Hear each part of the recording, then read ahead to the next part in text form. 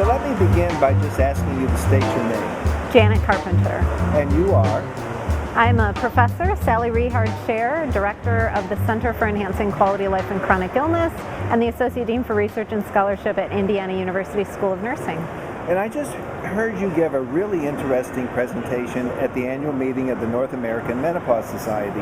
And I wonder if you could tell us what you spoke about, just the title and... Yeah, I talked about non-hormonal treatment options for women, really focusing on behaviors that they could do to help manage their menopausal symptoms. And some of the things you looked at were what kinds of behavioral things? I looked in the literature to see what studies had been done around yoga, exercise, slow deep breathing, as well as things like hypnosis and mindfulness-based stress reduction. So many of the things that women are interested in trying if they're not going to try hormones. Yes.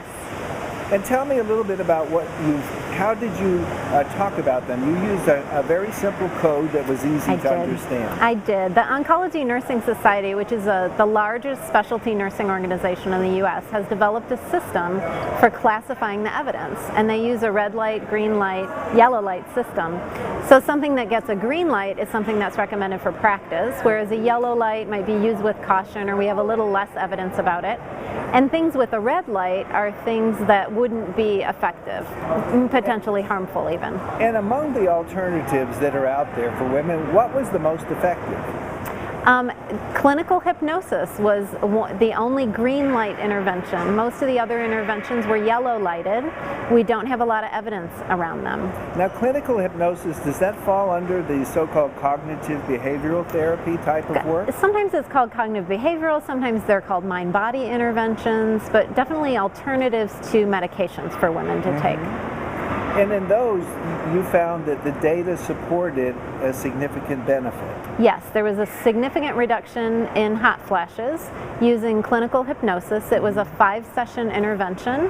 The studies were done by Gary Elkins, and he compared it to sort of another type of program for women that was not clinical hypnosis, and it was better. Clinical hypnosis was better. Now, what about other kinds of things, such as the deep breathing, yoga, and other approaches? What were your findings there? I did a study of slow deep breathing, and we looked at that as something that would help hot flashes in particular, and then maybe would benefit other symptoms like sleep and mood.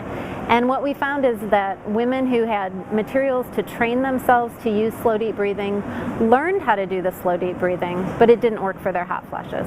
And slow deep breathing would be literally that, just slowly inhaling and slowly exhaling. Yes, and it was a program that women were to do every time they hot flashed. So when they felt a hot flash coming on, they would begin that slow deep breathing, but then they also practiced the slow deep breathing twice a day. And for women who are considering alternatives to estrogen or any kind of pharmacologic treatment, what would be your recommendation to them? I think the clinical hypnosis is a good option, and as long as people can find a healthcare provider that can provide that kind of a therapy for them, that could be very beneficial for them. Dr. Elkins has also written a book around his program, and it's designed to really teach people to do the self-hypnosis at home. And for the other forms of treatment, there's no downside to trying. Right. Yoga, exercise have many benefits for women, so certainly would never discourage women from doing that, but just not sure that that'll really help their hot flashes. Thank you very much. You're welcome. Thank you for inviting me.